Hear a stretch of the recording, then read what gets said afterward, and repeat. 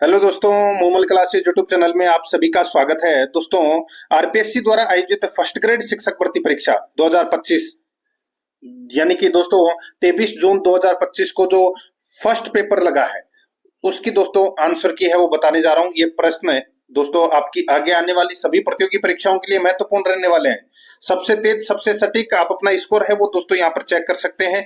और दोस्तों, Momal classes YouTube channel को अगर आपने अभी तक सब्सक्राइब नहीं किया तो सब्सक्राइब जरूर कर लें, बेल आइकन को दबाएं, क्लास को लाइक और अपने दोस्तों के पास में शेयर जरूर करें। तो चलिए दोस्तों शुरू करते हैं आज का अपना 23 जून 2025 को जो फर्स्ट पेपर लगा है उसके आंसर की देख रहे हैं। देखिए पहला प्रश्न है, में सबसे ऊंचे भाग का प्रयोग राजा प्रसाद सबसे नीचे भाग को जलाशयों और समतल भाग को खेती के लिए सुरक्षित रखा गया। यहाँ पर इस प्रश्न का जो राइट आंसर हो जाएगा वो है कुंभलगढ़ का किला।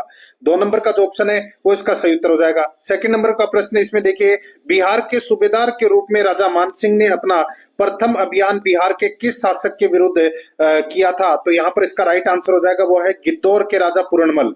यहाँ पर 2 नंबर का ऑप्शन बिल्कुल सही उत्तर हो जाएगा, जिसने भी किया है उन सभी का सही है मित्रों। 3 नंबर का प्रश्न इसमें देखिए, रणकपुर के मंदिर में की गई विशिष्ट तक्षण कला की निम्नांकित में से कौन सी विशेषताएं हैं? तो बताइए कौन सी विशेषताएं हैं वो अपने को दोस्तों यहाँ पर बताना है। दोस्तों साथ ही मैं आपको यहाँ पर बता दूं कि इस प्रश्न का जो उत्तर है वो दोस्तों अपने को कूट भाषा के माध्यम से देना है।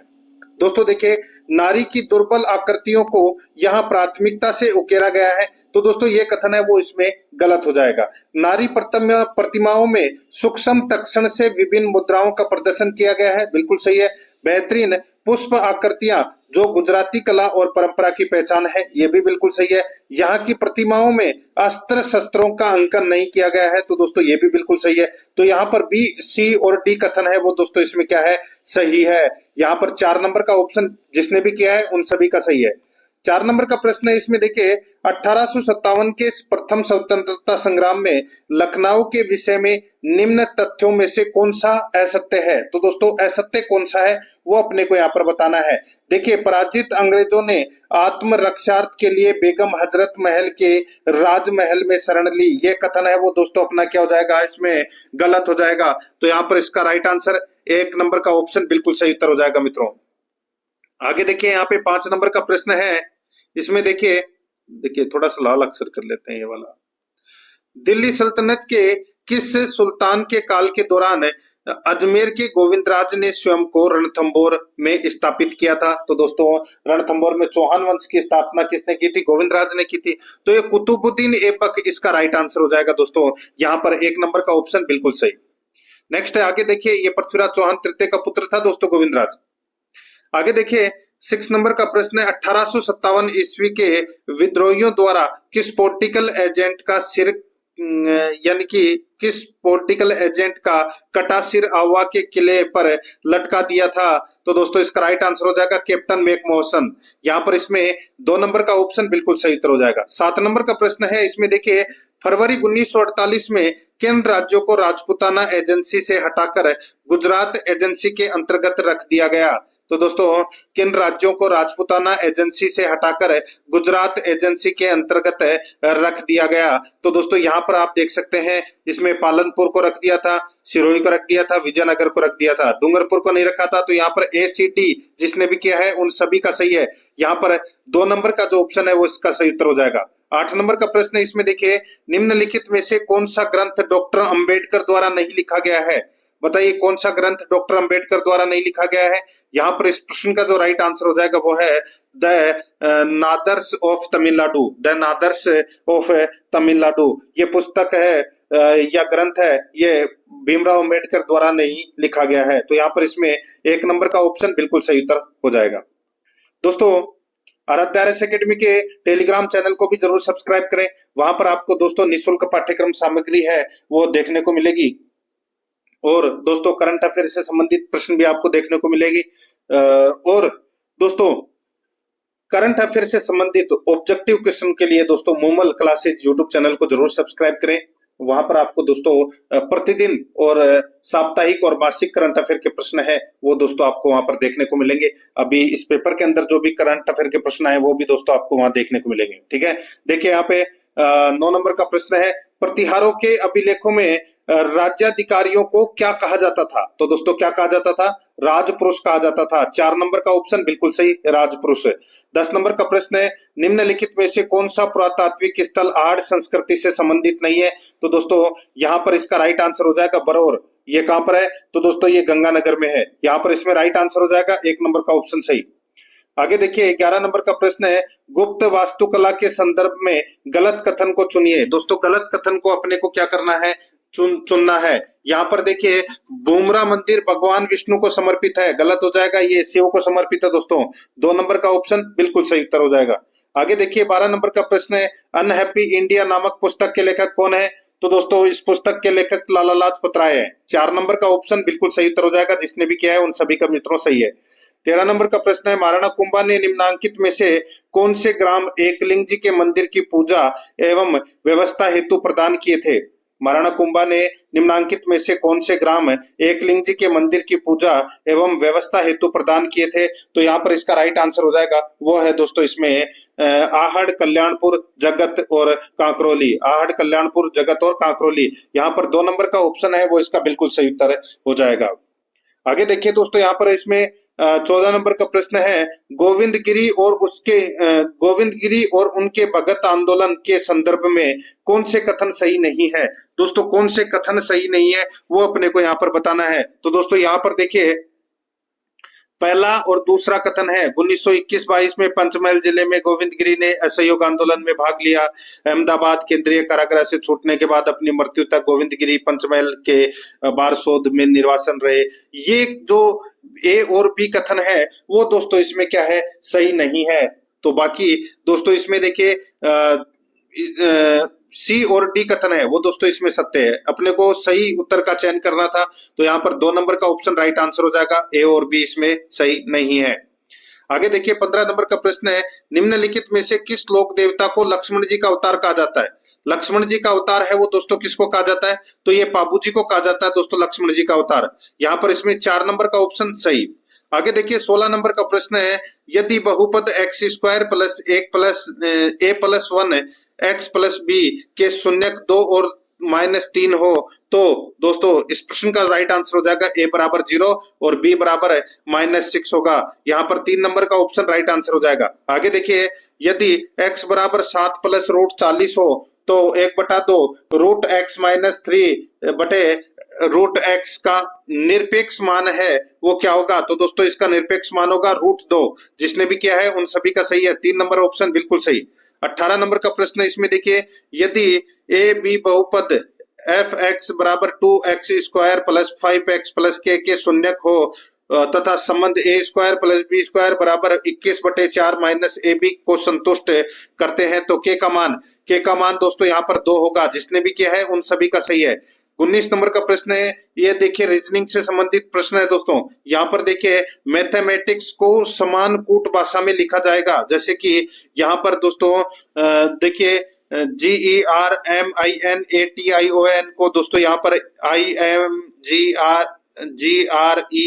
GRENNOAIT लिखा गया है, ठीक है। ऐसे ही तो दोस्तों यहाँ पर इसका राइट आंसर हो जाएगा 4 नंबर का ऑप्शन EHMTAMSCAIT। जिसने भी किया है उन सभी का सही है, 4 नंबर का ऑप्शन बिल्कुल सही। 20 नंबर का प्रश्न इसमें देखिए ABC 3 वितरण इस प्रकार है।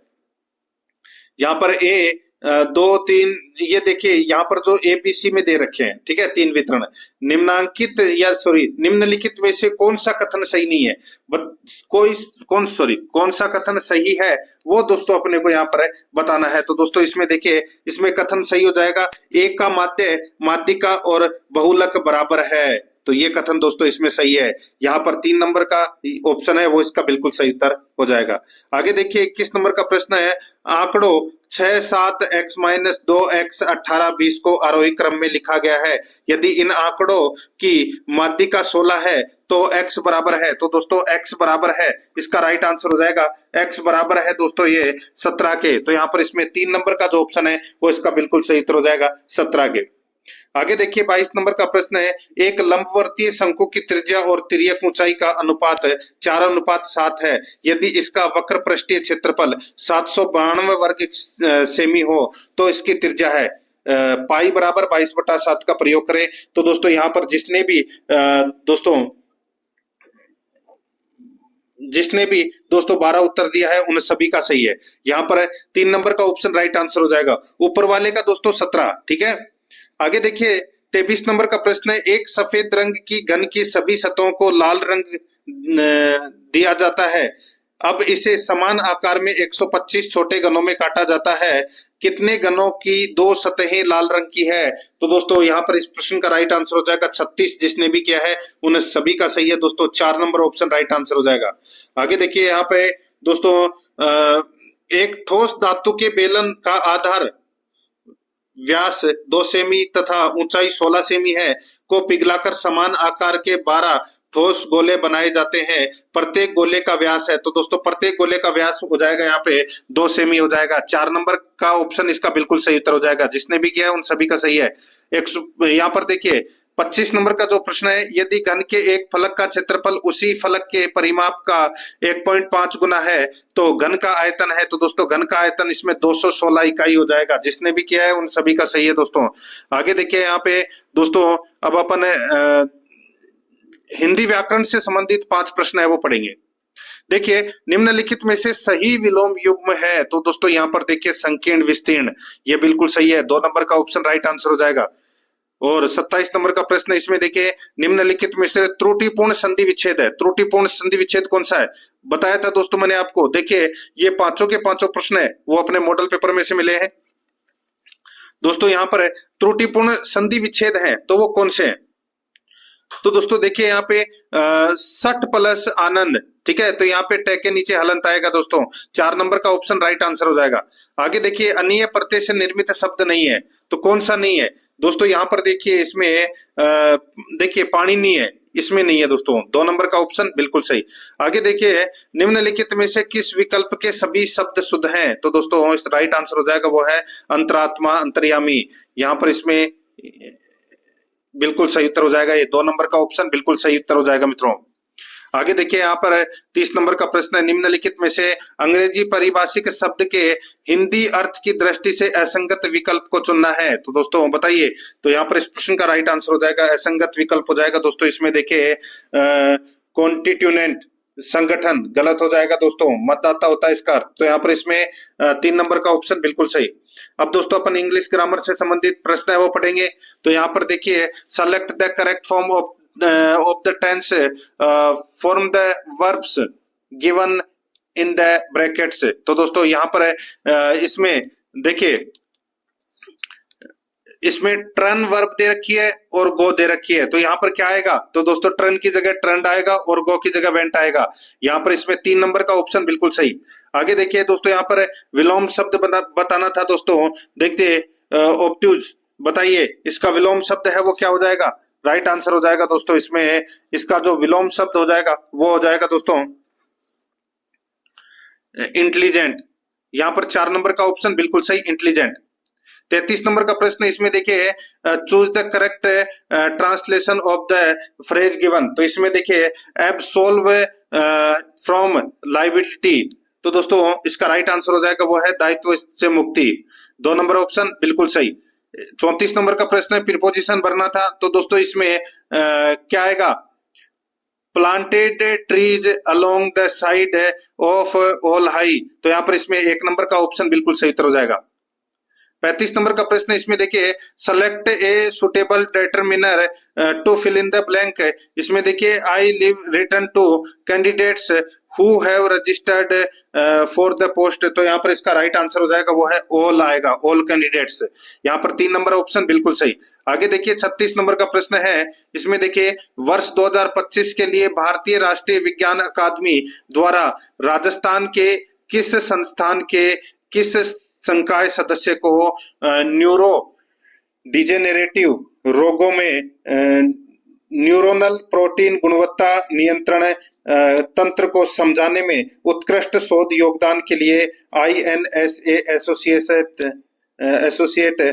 फेलोशिप का पुरस्कार दिया गया है। तो यहाँ पर इस प्रश्न का जो राइट आंसर हो जाएगा वो है दोस्तों इसमें भारतीय प्रौद्योगिकी संस्थान जोधपुर के प्रोफेसर अमित मिश्रा। यहाँ पर 1 नंबर का ऑप्शन राइट आंसर हो जाएगा। 37 नंबर का प्रश्न इसमें देखिए, राजस्थान विधानसभा में वित्त एवं विनियोग विधेयक बजट 2025-26 पर चर्चा का जवाब देते हुए मुख्यमंत्री ने किस जिले में संत सदाराम जी महाराज का पैनोरमा बनाने की घोषणा की? तो राइट आंसर हो जाएगा जैसलमेर में। यहाँ पर ए नंबर का ऑप्शन बिल्कुल सही, जैसलमेर में। आगे देखिए यहाँ पे 38 नंबर का प्रश्न है, ये आजू काजू से आजू गुजा से संबंधित है। मूमल क्लासेज आप के चैनल के ऊपर जाओगे तो दोस्तों आपको वहां पर फरवरी माह के करंट अफेयर के प्रश्न है वो करवाए गए हैं, तो वहां पर जाके इन प्रश्नों को देखोगे तो वहां पर आपको ये प्रश्न है वो देखने को मिलेगा। आगे देखिए दोस्तों, आप इसमें देखिए आजू गुजा के बारे में दोस्तों मैं यहाँ पे बता देता हूँ। अपने को बताना है कि कौन सा कथन है वो सही है, कौन सा कथन है सही है आजू गुजा से संबंधित। देखिए आजू गुजा चिल्ड्रन फेस्टिवल 22-23 फरवरी 2025 को राजस्थान के बीकानेर में आयोजित किया गया, तो दोस्तों बिल्कुल सही बात है।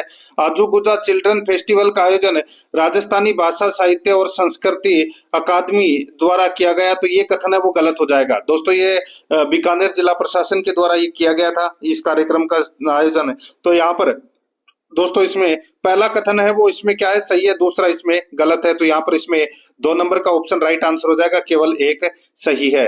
39 नंबर का प्रश्न इसमें देखिए, निम्नलिखित कथनों पर विचार करें।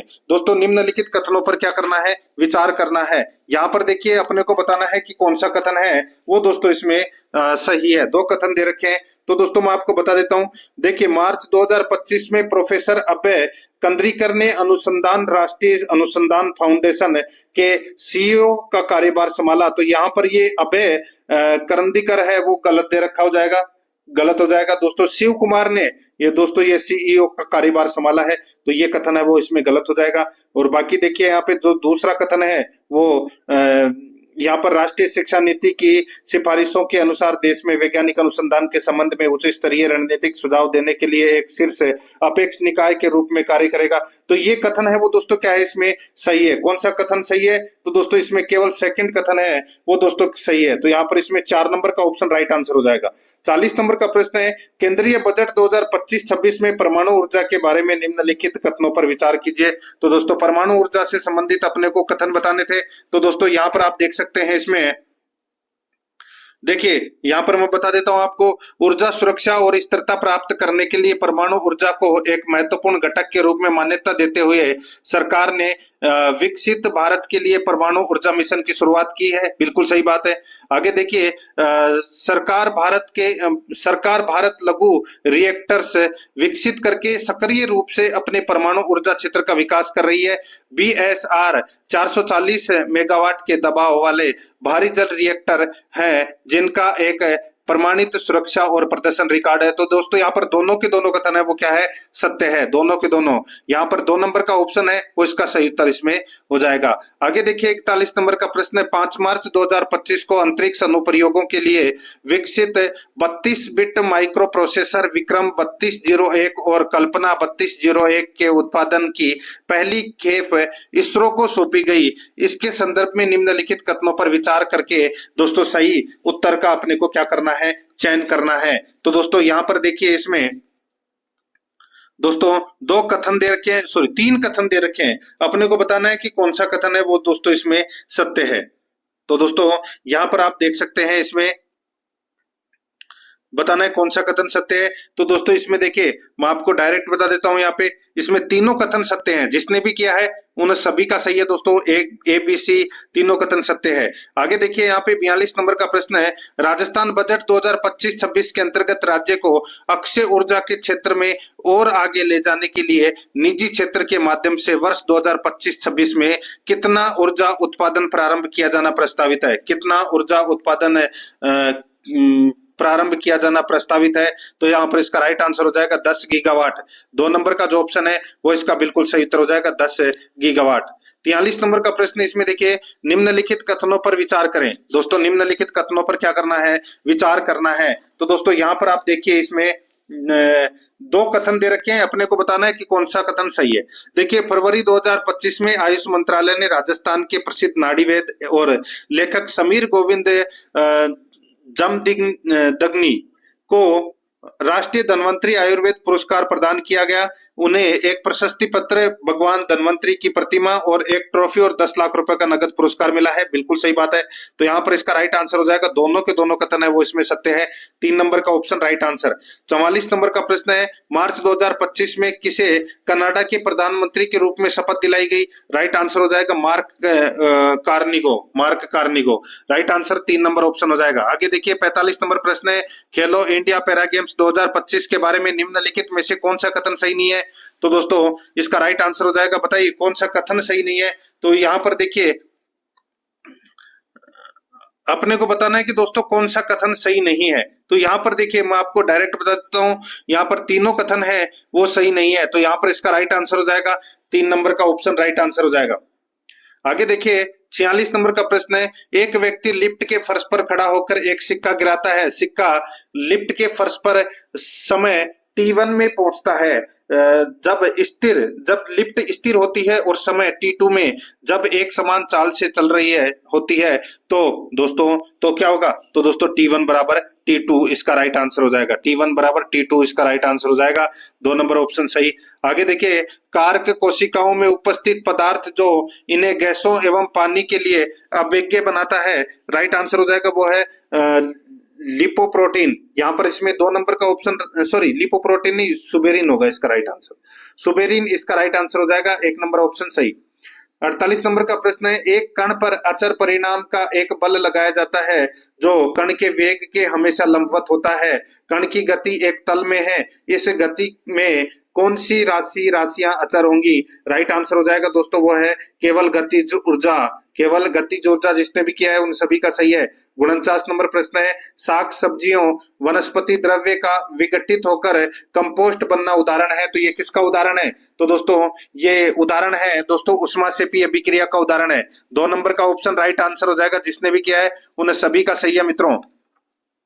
आगे देखिए दोस्तों यहाँ पर 50 नंबर का प्रश्न है, जब हार्मोन एड्रेनल स्रावित होता है तब जब हार्मोन एड्रेनलिन स्रावित होता है तब दोस्तों पाचन तंत्र और त्वचा में रुधिर कम हो जाता है। यहाँ पर 1 नंबर का ऑप्शन राइट आंसर हो जाएगा। दोस्तों चैनल को सब्सक्राइब नहीं किया तो चैनल को सब्सक्राइब जरूर करें, बेल आइकन को दबाएं ताकि नोटिफिकेशन है वो आप सभी के पास में निरंतर पहुंचते रहेंगे। और क्लास को लाइक नहीं किया तो दोस्तों क्लास को लाइक जरूर करें। आप अपना स्कोर चेक करते जाइए कि आपका स्कोर है वो क्या रह रहा है। मॉडल पेपर से आपको दोस्तों बहुत ज्यादा फायदा मिला होगा। और दोस्तों साथ ही एक चीज और मैं आपको बताना चाहता हूँ, जो मूमल क्लासेज है उसके ऊपर करंट अफेयर से संबंधित प्रश्न है वो जरूर देखें। आपकी आगे आने वाली सभी प्रतियोगी परीक्षाओं के लिए दोस्तों वो महत्वपूर्ण होंगे। देखिए यहाँ पे और दोस्तों आराध्य आरएस एकेडमी के टेलीग्राम चैनल को जरूर सब्सक्राइब करें। यहाँ पर देखिए 51 नंबर का प्रश्न है, भारत के संविधान के निम्नलिखित में से किस अनुच्छेद के अंतर्गत राष्ट्रपति के विरुद्ध पदावधि के दौरान किसी न्यायालय में किसी प्रकार की दंडिक कार्यवाही संस्थित नहीं की जाएगी या चालू नहीं रखी जाएगी? तो दोस्तों बताइए क्या होगा इसका राइट आंसर? तो दोस्तों इसका सही उत्तर हो जाएगा वो है अनुच्छेद 361(2) के तहत। अनुच्छेद 361(2) जिसने भी किया है उन सभी का सही है।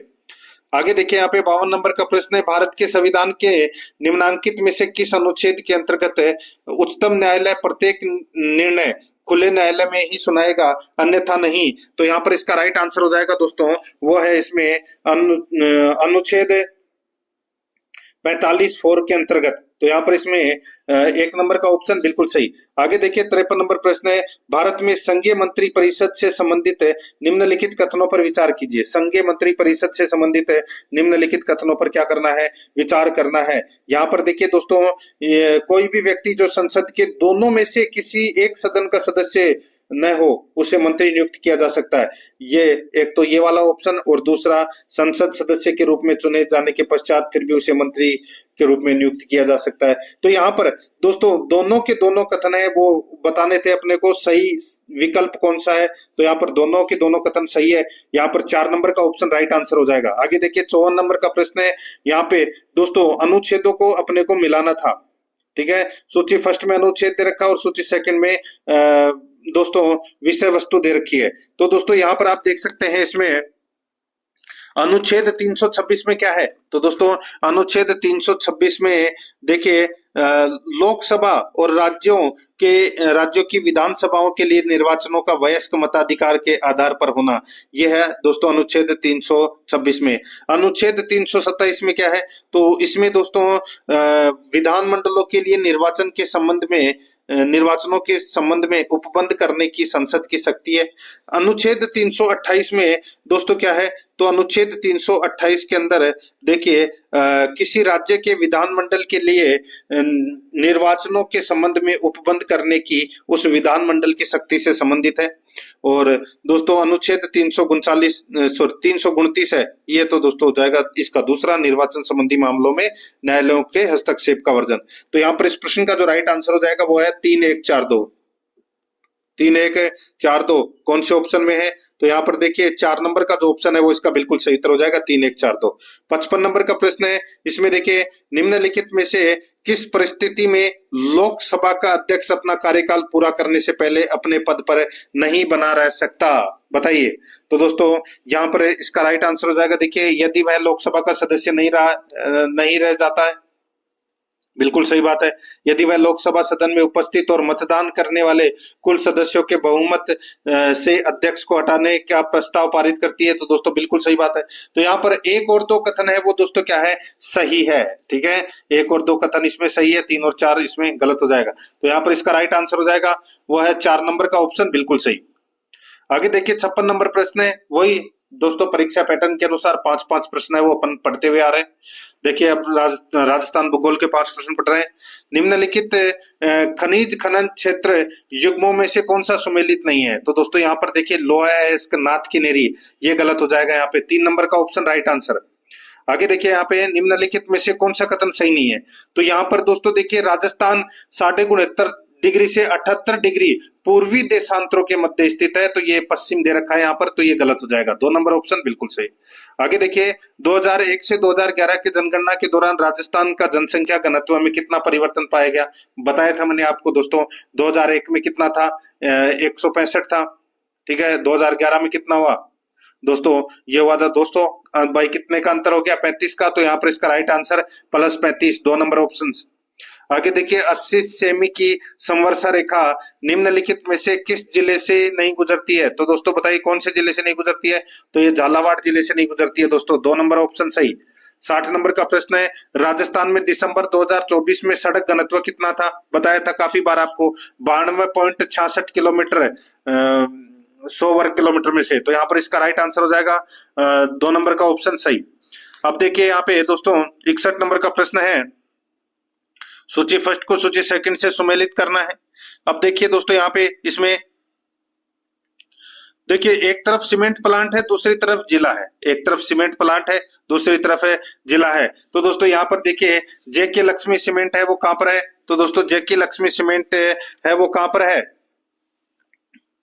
दोस्तों? ये सिरोही में है। कहां पर है? सिरोही में।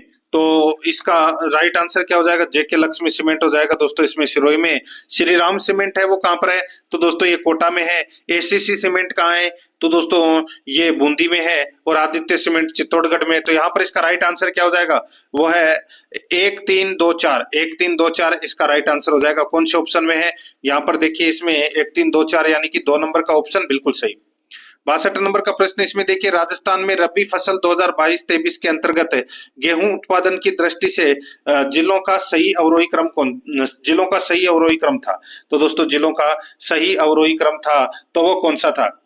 तो दोस्तों इसका जो राइट आंसर हो जाएगा जिलों का सही अवरोही क्रम है वो था दोस्तों इसमें गंगानगर, हनुमानगढ़, चित्तौड़गढ़, बूंदी। यहाँ पर 3 नंबर का ऑप्शन राइट आंसर हो जाएगा।